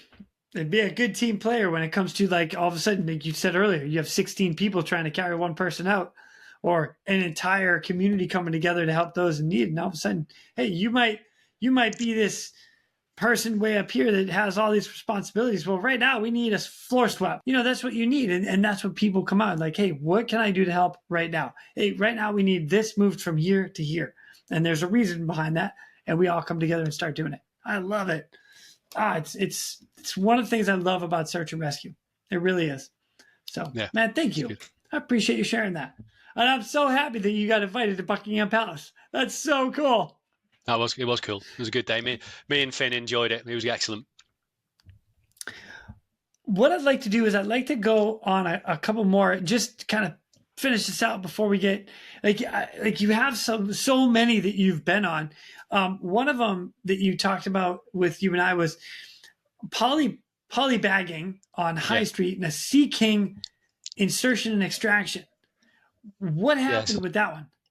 So it was in the winter again, and polybagging, for those of you who don't know, basically is you have a big bin bag, a big plastic bag, and you sit on it, and in the snow it goes really fast, and it's really good fun to go down that hill, and basically you just and you just generally stop at the bottom, get back on, walk to the back of the top of the hill, and then go again, and you just keep on going. So it's just a cheap way of sledging without a sledge. I love it. So we got called out. This is years and years ago. This is when I first started, I think, to a group of 3 people, and they were polybagging, but they were polybagging on High Street, which is a big lump of a hill, and unfortunately, at the bottom of where they were polybagging, there was a 200-foot cliff. So the idea was one person was going down. They were stopping the person from going too far. And then they were swapping over, going again. Unfortunately, as they were going down, one person missed the other person, and the other person went straight over the cliff. Oh no! Which wasn't good. So obviously they'd taken a 200-foot tumble, and we got called out. And actually, I don't know why, but actually we walked to the top of High Street, and then from there, the RAF Sea King helicopter came in, and basically we got winched onto the helicopter. Or did we land? I can't remember. Anyway, we either landed and we got on board, or we were winched up onto the helicopter, and basically we were taken down to where she'd landed. And it was a really steep slope, so the helicopter couldn't land, so we had to be winched out from the helicopter, from the Sea King, down to where she was. Which, talking about excitement, that was exciting. And yeah. I mean, obviously, you talk about your helicopter pilots and the stuff they do, but those RAF guys that day, it seemed like the rotors weren't very far away from the cliff edge when they were dropping us down. So anyway, we got taken down with all our kit, and we packaged her up as if she'd probably broken everything. It was hard to tell. So got her on the stretcher. We have you probably have the same. We had our stretcher. We have a vacuum mattress, and we can take take the air out of the vacuum mattress so we can make sure we got a nice solid shell around it to give her support for spine and cervical spine. And then we've got she's in a CAS bag as well to keep her warm. And basically she and her and one, I think it was her boyfriend, got helicoptered out. They got winched up onto the helicopter and taken to the local hospital for to be looked after. As it turned out, she didn't break a bone in her body. No way. Wow. So she got lucky. I guess she just passed out and was nice and floppy when she hit the ground. But she was lucky in that way. But although she did bang her head, so obviously that caused some issues. But she was very lucky. But so the moral of the story is polybagging's fun, but not with a cliff at the bottom. Agreed. Yeah. Oh my gosh. And then the worst bit was walking out then, because it was really steep and horrible. Dang. Wow. That's amazing. Yeah, there's lots of variety, lots of different things that can happen. It can be quite sort of mundane sometimes, which is fine, and then other times it can be really sort of, wow, that's blown my mind. Yeah. Just thinking, like, you're out, and the kids, people, you're just out having a good time. You're not, you're out to enjoy the day and then go home, and then something like that happens, and you're like, oh. Yeah. Okay. When I was listening to your podcast a few weeks ago, you were talking about some guys that had hurt themselves mountain biking. Yep. And we get a fair bit of that around where we are. We got lots of good mountain bike trails, and lots of young kids come to the woods near us. And they're doing lots of, great stuff, load of jumps, loads of sort of intricate routes that they've dug themselves. But last couple of months, we've probably had 2 or 3 where it's all gone wrong. And they've hit a tree and injured themselves. And luckily, they've been fine. A couple of little sort of fractures and sort of lots of cuts and bruises. But there's not much leeway. If you make a mistake, in a bunch of trees whilst going very fast on a bike, there's not much you can do about it. Nope. Yeah. And when you and the tree gets in the way, unless that tree bends, that tree's gonna win. It's interesting. One of the mountain bike ones we had was during COVID. And it was probably the same for you guys over there. But basically, you weren't meant to drive anywhere out width of where you lived. So we went to this, we got a call out. So we turn up and it was a nightmare because you had to wear masks and everything. Right. So, it was hard enough walking up a hill when without a mask on. But when you got a mask on, it's even worse. And got to this guy who'd fallen off his bike and hit a tree. And he had to sort of suspected pelvic injuries, I think. And so where are you from? Cambridge. Now, Cambridge from the Lake District is a 5-hour drive. And it's just like, what are you doing here? Yeah. He went, oh, well, yeah, well, I needed to get out of my house, even though I'm not supposed to. Yeah. Anyway, we sort of packaged him up, and he went to hospital. So, and he was fine. But yeah, you can get caught out doing stuff. Yeah. And when you least expect it. Right. Totally. And again, you're only out there to have a good time. That's what we all want to do. I just want to go enjoy the day and then go home, no problem. And then majority of the people we rescue is just one of those things. It could happen to anyone. Doesn't matter how experienced or inexperienced you are. It could just happen. It's just an accident. And occasionally there's some guys you think, oh, you didn't think that one through, but yeah. Totally. You've got another one here, which is you had to do a rugby tackling to a person who wanted to end their life. What? Yeah, we got a call to search for a lady who had left a note saying that she was going to end her life, and we'd get roughly an area of where she might be. So there was 3 of us. We were deployed to do a search. So we have pre-plans. Which basically means if we got an area where someone might be, there might be 4 or 5, 6 routes up around that particular area. So there's a pre-plan where we'll send 2 or 3 people up a path or to an area to search, because they're the most common places where people have been found. So for this lady, we got tasked to small water, a blue water place, was the same as one of the other rescues before, because we thought that she might go into the water. So we got to the water, walked all the way around. It was a gorgeous day as well. It was beautiful, really nice, really sunny. It was an amazing day. Sort of sun glinting off the water. It was really nice. Couldn't find her, and it's like, well, where would you go if you were thinking of taking your own life? Where would you go? Because some of the research has found that generally people do select areas which are nice, scenic, especially from an outdoor perspective. And from where we were, there was a nice place, lovely views, a place called Nambield, where you can see over into two valleys. So you can see down into sort of Mardale Valley, and you can see over into sort of Hayeswater. I think it's Kentdale around that way. I can't remember off the top of my head. And it's just a lovely place. So we thought, all right, we'll go up there. We'll have a look. So it's a really steep track to get to the top, and there's a saddle there. When there's a stone hut that you can sit in and have your lunch in. Great place to have some food and a drink. And there was a lady there, and who roughly looked like or met the description of the lady that we were looking for. And he said, "Excuse me," and she started to leg it. I had no idea what she was going to do. So she was just going to run, and we knew that there was some steep ground to one side, and she was running towards that. So whether she knew that or not, I don't know. But anyway, it was like bag off, quick run, managed to catch up with her, rugby tackled her, got her to the ground. So while I'm doing that and got her and sort of holding her, making sure she's okay, a bottle of vodka fell out of her pocket.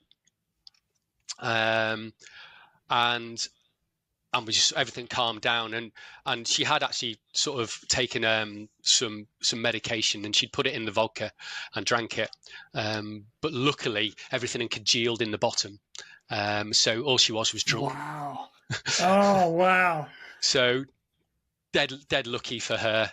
And basically the next 3 hours, there was me and the two other guys. We were just with her on the hill, just talking to her, chatting with her, and because she wasn't for moving. So in the end,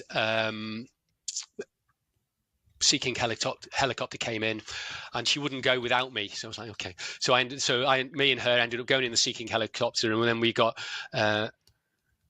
flown to Cumberland Infirmary, which is the local big hospital in Carlisle, and we were put down there, and then it was into sort of the accident and emergency unit there, and we was just waiting for her to be assessed.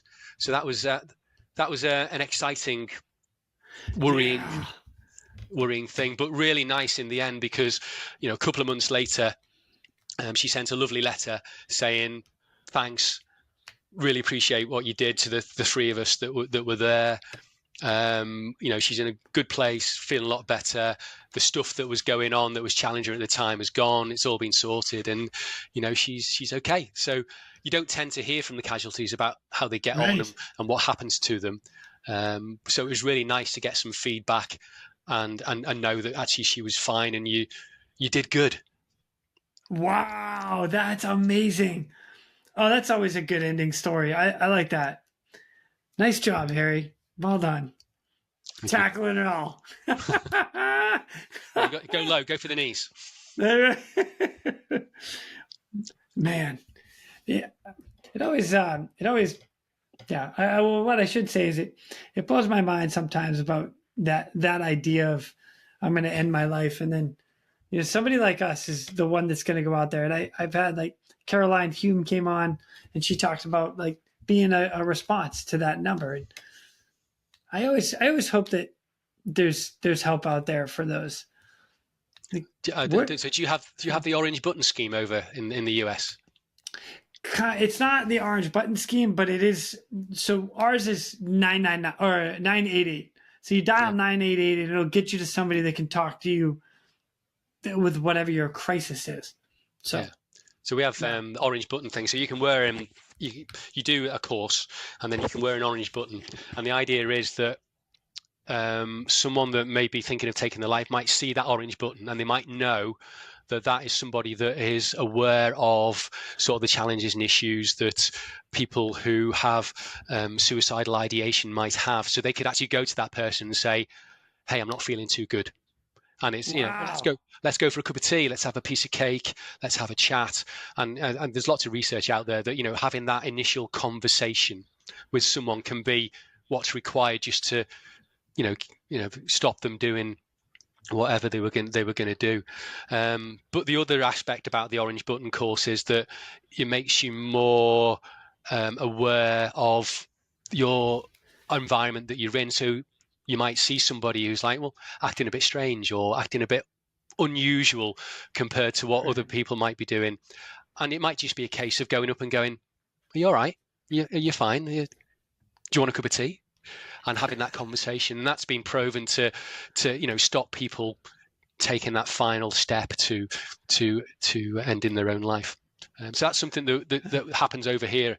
And I know from a team perspective, we've done an aspect of the orange button training, and we need to do a little bit more on it. But that's, you know, we unfortunately, that is something that as teams within any mountain rescue team across the whole of the country, we will have to deal with, when it's not nice. And you know, if you have been in that situation, there's the effect that can have on you as an individual can be quite profound. Yeah. Wow, what a good idea, though. I like that. Harry, thank you so much for sharing that. It's always good to hear other aspects from other countries that talk about what they're doing to help, you know, those in like having mental instability and considering taking their own life. And you know, I see it all the time, all online, like doing buddy checks and just ask somebody how their day is going. And so there are times that I like to do that. I call and talk to my friends all the time, just be like, hey man, just checking in, how's things? And I think it's important. So that's cool. Do you have, if you don't mind me asking, do you have like a benevolent fund yourself for the rescue swimmers or the Coast Guard, where a place where you can go for rehab if you have an injury or if you have a psychological challenge? Do you have anywhere where you can go for that? So I've been out of the Coast Guard for a long time. I believe the guys now, they do have a way to do that. There's still that gray area, and I can't, again, I'm not going to speak for anybody that's in the Guard now, but I know that there are some of the guys that have gone to like the flight surgeon and said, I'm struggling right now. And so there are steps that happen on the back end of that. But most of the time when that happens, the first thing that happens is you're removed from flight duty, which when that happens, it's like, well, maybe I don't want to say anything. And that's where that internal battle between yourself is, do I say something? So, yeah. But at the same time, I will say that all the brothers can talk to all the brothers, and we can just bring it up to each other and say, hey man, I'm struggling because of this rescue, or man, this is like, is this normal? And I think now a lot of the guys are doing that, which is great. So yeah, we tend to do that a lot. You know, we always have a live debrief when we finish, just to have a chat about, you know, what the rescue was. And it doesn't matter, you know, whether it's a run of the mill or something that's a bit more challenging. But we also have a benevolent fund, and then for mountain rescue teams in England and Wales, and we can access actually the fire service rehab centre, which is just down the road from where I live now in Penrith. So you can go there for functional rehabilitation for any injuries, but you can also go in there for psychological sort of services as well, nice. which is really good. And then the MREW, Mountain Rescue England Wales, they also have a thing called Together All, which is like an online health and wellbeing platform, which is really useful to That's awesome. Where you can speak to people, you know, just ad hoc, but there's also more counsellors available if you need it as well, which is quite nice. So you can do it independently. No one has to know. So cool. You haven't got that problem about possibly being removed from service. Great. Which is a good and bad thing, I suppose, depending on how bad it is. Yeah.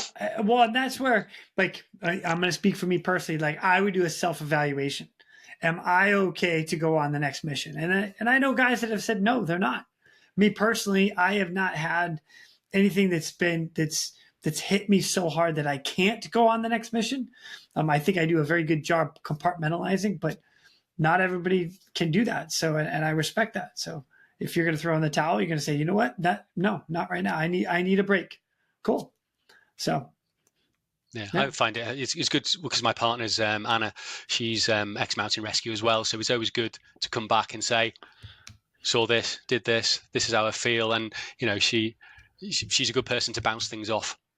That's which is fantastic. great. Oh, that's wonderful. Yeah, somebody that used to do it or is still in it. Yeah, nice. I always like this conversation, Harry. I appreciate you talking about it. Really do. We're going to divert real quick to thank our sponsors. Ready Bar. Originally made for astronauts, now designed for first responders and built for you. This high-performance meal bar provides complete nutrition without the sugar crash. A must-have for any helmet bag, swimmer bag, or everyday pack. Get yours today at getreadybar.com and use the promo code RESQ10 for 10% off. Ready Bar. Zero crash. All fuel. All right, Harry, let's get a couple more in here because there's two more that I really want to hear about. One of them is you responded to a dislocated shoulder on Helvellyn. Is that right? Helvellyn. All right, where is that? And then what happened? So Helvellyn's it's not in our patch actually, it's in Paediatric Mountain Rescue Team's patch. And then Helvellyn is one of the 3,000 foot peaks within the Lake District. You've got Scafell Pike, Scafell, Helvellyn, and Skiddaw. They're the 3,000 footers. And on Helvellyn, there's a really nice ridge that you can walk, which is called Striding Edge. And if you walk over over the top of it, it's like Knife Edge Ridge. It's it's really challenging. It's a good one to do. So basically, there was a guy. He was walking over the ridge. He wasn't actually on the top of the ridge, which was lucky for him. But he was sort of down to one side, basically going along. Once again, lovely day. Fell, put his arm out to stop himself. Shoulder just popped straight out. And Patterdale, they're a really busy team as well. So I can't remember what happened that day, whether they'd had two jobs on at the same time or whether they were just short on numbers. But basically, they asked Penrith to come and assist them. So we came up, got to where the casualty was, and Patterdale team doc popped it back in. But he was like, he wasn't for walking off. He was in too much pain. So we had to, and luckily the air ambulance came in and landed. So if you can imagine the slopes like this, and slopes like this, and the helicopters landed like that. So tail down. Wow. Facing upwards, wasn't probably that steep up there. 30 degrees or like 30, 45 degrees. Okay. And so team doc jumps off, paramedic jumps off. Helicopter pilot decides, I'm going to get out and have a look as well. So he shuts down. As he gets off, the tail of the helicopter goes, and goes the other way and starts to, because obviously the weight of the pilot was counterbalancing the helicopter, and the tail was just about to smack into the floor. So, gosh! He jumped on quickly. Luckily, everything was shut down, and he counterbalanced, and he was like, "Everything's fine. I'm going to stay sitting here now. We're all good." So basically, the guy got packaged up. He was put on the stretcher. They put him onto the bird, and then it was right. We need to take off now. And I don't know whether the guy was just having a laugh or not, but he said, right, what I want is 2 volunteers. I want one of you on that skid, because there was no wheels on this helicopter, it was just skids. And I want one of you on this skid. So basically, I'm on one side and my mate's on the other side. We're holding onto the skid, actually standing on top of it. And the helicopter side, when I do that, I want you to dive off. And I'm like, you what? You want me to just dive? He went, yeah. I went, oh, okay. So basically, he gets the rotors going. They're going quite fast, and he goes, puts his thumb up. Me and my mate go, dive to one side, and he gives it, and just flies away. And I'm just like, I was not expecting that to happen today. To have to counterbalance a helicopter as it took off, and then they flew him off, and he was fine. And then it was I love it we do so much. You just can't make this stuff up. You just never know. You never know what you're going to get. It's one of those dynamic risk assessments. You just, take it as it goes. Yeah. Be adaptable. That's all right. the time. As my buddy Matt Thiessen says, we are professional problem solvers. We do a lot of that, definitely. A lot of that. Oh, goodness. All right. Last one that I'd like to talk to you about that I want to hear is RTC. I'm not sure what that is. What is an RTC? Road traffic collision. Got it. Yeah. Okay. Road traffic collision on your way to an ABBA concert. What? Yeah, so me and my partner were big ABBA fans, and we've been known to dress up in 1970s gear. Yes. I look quite good in spandex, but that's a I'm different sure story. You do. So we were actually going to, it was a Mamma Mia open air concert. So basically, it was. Have you seen the film Mamma Mia at all? So it's got been a long time, but yes, I have. So basically, it's one of those, but it was live, and they were doing an enactment of it. So me and Anna were in the car. We're literally 4 miles away from home. Got to a couple of cars that were at a junction. No, it's not normally busy here. So Anna got out, had a look, came running back. Harry, you need to come. So sort of wandered around, and basically, unfortunately, a motorcyclist had T-boned a car. Ooh. And the motorcyclist has gone over the top and landed on his back on the side of the road. So basically, Anna and I were roughly the first on scene. So it was straight into sort of first aid mode, I suppose. So got to the cyclist. I got to the motorcyclist, and then Anna, she went to the lady who was in the car because she had a 9-month-old baby in the car as well. So she was sorting her out and the little baby, and luckily they were fine. And I went to the motorcyclist. And I just looked. I was like, "How the heck do I get the helmet off?"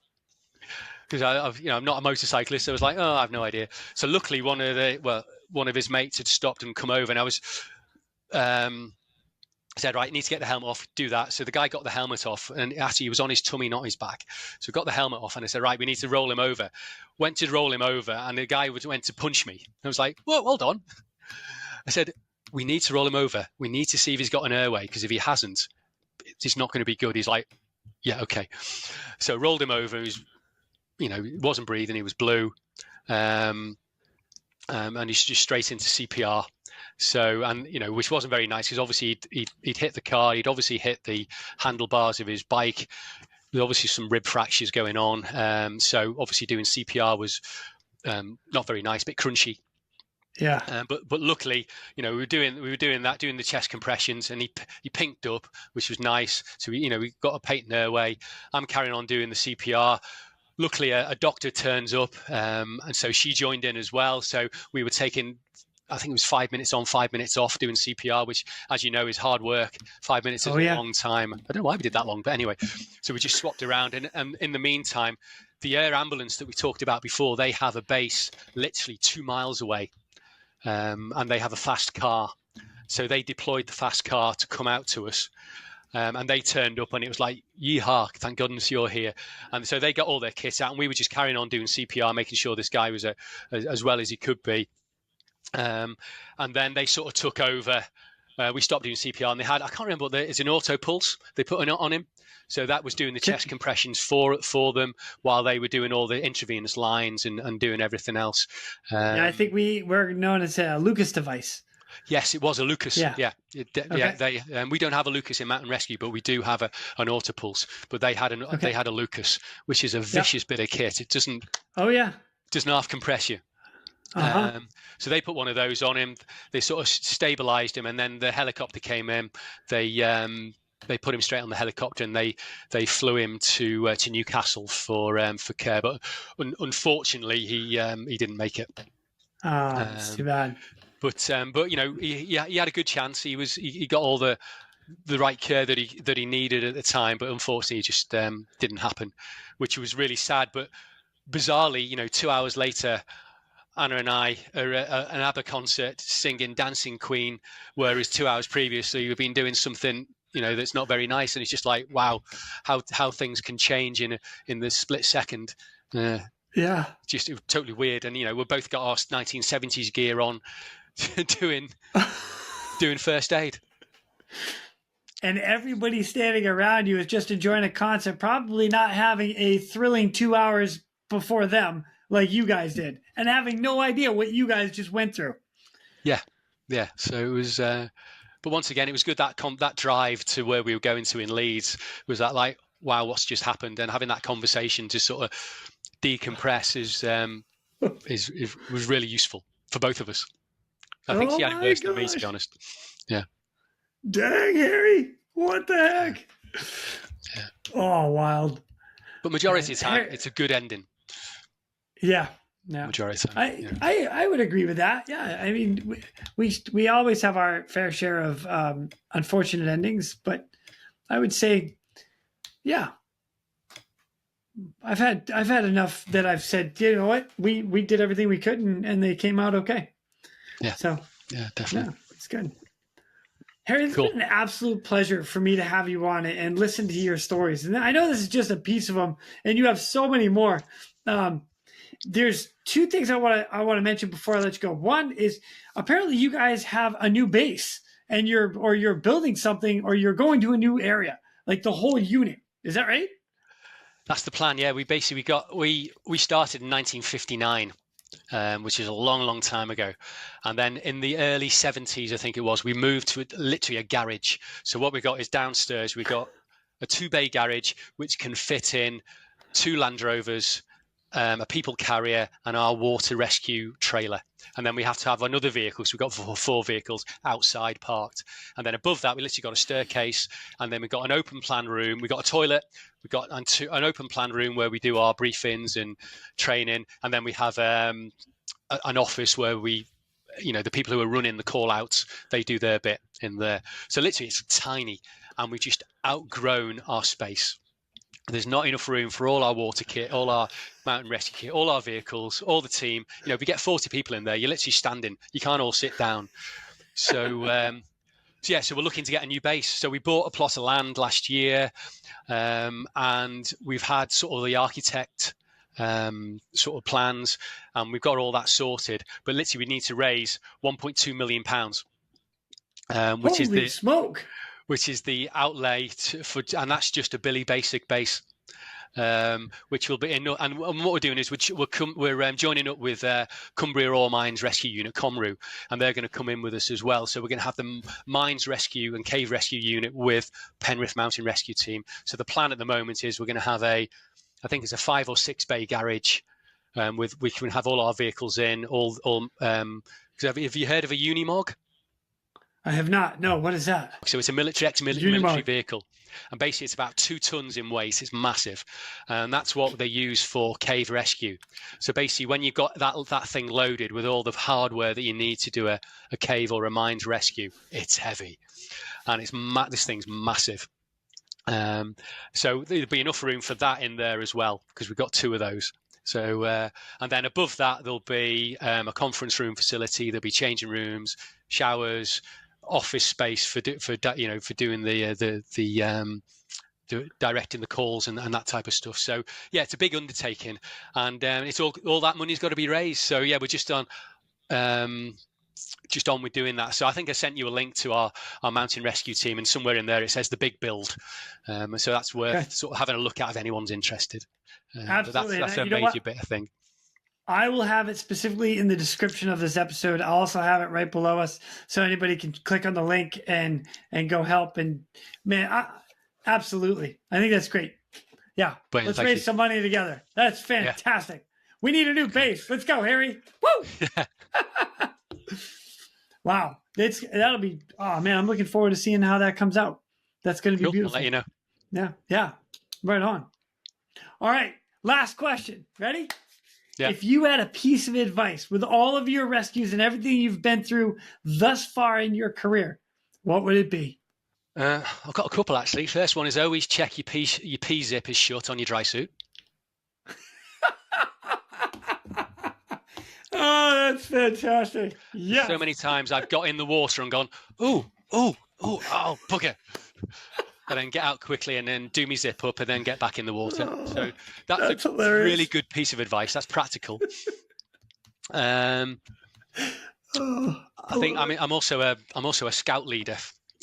So it's all about being prepared. It's being prepared for what you're going into, so it's making sure your kit's ready, good to go, all times, so, I got in last night from the rescue. It's right. Kit's drying. This first thing this morning, pack the kit away. My rucksack's ready downstairs, ready to go. So if there's another call, I can go straight away. So it's be prepared. Make sure you got the right kit for the right situation at the right time, and make sure you got the right skills to do what you need to do when you're on the hill. And that goes for anything that you're doing. It doesn't have to be for mountain rescue.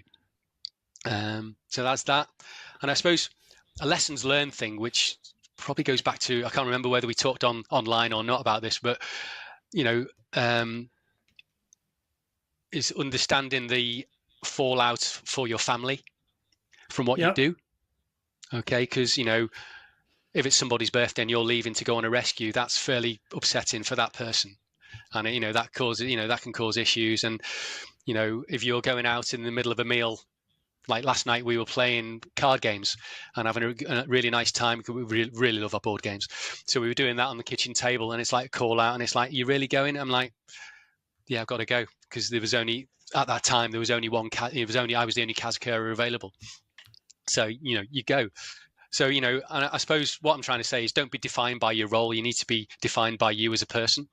It's not all about rescue. It's not all about mountain rescue and doing stuff for the community. You do have to think about yourself, and you do have to think about your family.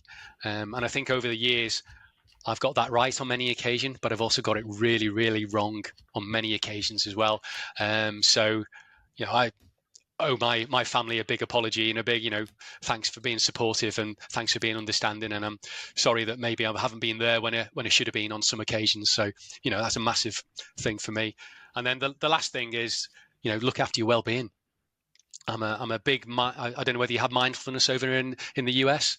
It's like a form of meditation. It's a way of being present in the moment at all times, as opposed to worrying about what's happened in the past or what's going to happen in the future. Just being in the moment and think about what's going on. And I'm a big fan of that. There's a number of sort of courses you can go on. So I practice mindfulness as often as I can, which is really useful for me. Just keeps me grounded, keeps me level-headed, keeps me from being in dark places on occasions.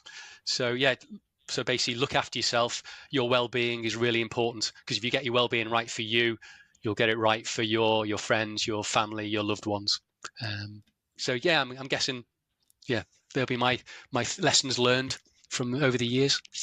That's beautiful. Thank you very much, Harry. I appreciate that. And I'm going to personally take some of that to heart. I promise. So, thank you. For sure. Harry, I am excited to the day that you and I get to meet up. I'm coming up to the Lake District, and maybe we can do some training together, because I'd love to see what you guys do and kind of hang out with you for a day or two, if that's all right. Yeah, I mean, depending on when you're over, and our training sessions are always the first Sunday of the month in general, so I can let you know when it is. So I think it was November you said you were coming across, so I can let you know. So. And I'll have a word with the guys in charge and see if you can be involved. That'd be good, even to come along and maybe have a talk, have a chat with the guys. That'd be really good. Yeah, can we have a cup of tea while we do it? Cup of tea and a sandwich. Biscuits. We're good on biscuits. I love it. What a good idea. And we can go for a run maybe together. A beer. Definitely beer. Right. Okay, we'll do the run, then do the beer. I'm in. Yeah, okay, that sounds good. Sounds fair. Harry, it's been an absolute pleasure. Thank you so much for coming on to share your stories, man. This has been incredible. Brill, thank you very much. Cheers. You're welcome. And with that, ladies and gentlemen, we are out of here. Go. Now, it's time for me to pull chocks and take off. But before I go, I'm always looking for the memorable rescues that people have done. If you have one that you're willing to share, or know somebody who has a story, please feel free to reach out to me. I'd love to highlight it here at the Real ResQ. For everybody that is standing by for that SAR alarm, remember, those in distress are praying for a miracle. They are going to get you. So until next time, fly safe and swim hard. Thank you for joining me today here at the Real ResQ Podcast, powered by Vertical Helicast. We'd also like to say thank you to our sponsors for this episode. Whether your mission is saving lives or servicing high-value assets, Onboard Systems hoist stays ready to assist. Features such as single point payout reduce the potential for hoist-induced load swings, enhancing overall safety. For more information, go to hoist-winch.onboardsystems.com. Switlick. No mission is the same. Why should your suit be? Introducing a new custom dry suit experience. Choose your fabric, colors, neck and wrist seals, zippers, pockets, collars, and so much more. Intelligent measuring prompts ensure the most tailored fit. Brought to you by Switlick Survival Products. For more information, visit us at www.switlick.com. And Precision Aviation Group. Mission-critical operators and fleet managers rely on Precision Aviation Group as a worldwide leading rotor and fixed-wing MRO provider. PAG provides tip-to-tail solutions in 4 MRO segments: avionics, components, engines, and manufacturing DER services. A single point of contact gives you access to over 150 million in inventory, globally 24/7. Just call 800-537-2778. Precision Aviation Group. Others sell parts. We sell support.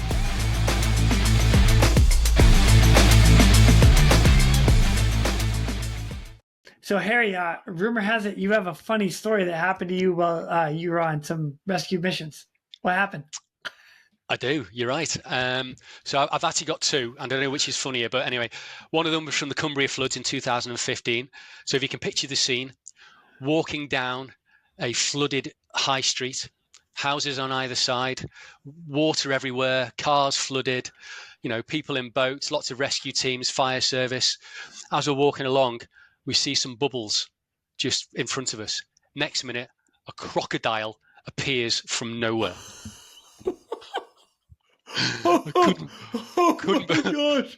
Couldn't believe it. There's a 10-foot crocodile in front of us.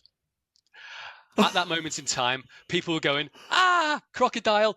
Other people trying to leg it. Some people going, oh my God, what's going on? And then we realized it was a piece of garden furniture.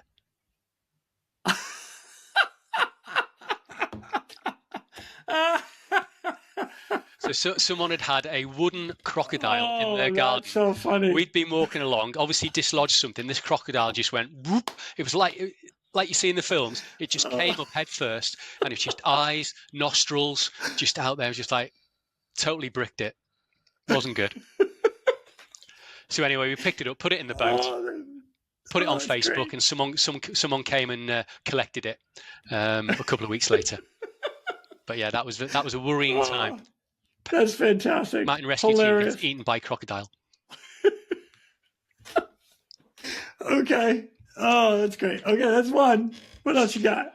Okay, last one is, and it's a very short one. We got called out to someone dressed as Napoleon walking the Pennine Way. So when I mentioned Crossfell before, that place that was cold and wet and horrible and really foggy, and all right. So next to it, there's a place called Great Dunfell, which has a big golf ball on top of it, which is an air traffic control place. So This guy was walking the Pennine Way, dressed in a Napoleonic uniform. So 1815. Imagine that uniform, bright blue, green hat, the bicorn hat on, the whole works. Funnily enough, he got hypothermia. Who knew? Who knew in the middle of winter you'd get hypothermia wearing a Napoleonic uniform? So luckily we could drive all the way up to him. He was on a road, so we drove all the way up, got him in the car, drove him all the way back down. Said, "What are you doing?" He went, "Yeah, probably wasn't the best idea." Just like some people. Oh God, it's unbelievable. That's great. Man, Harry, thank you for sharing those. That's hilarious. I love what we do. It's funny sometimes. Oh, absolutely.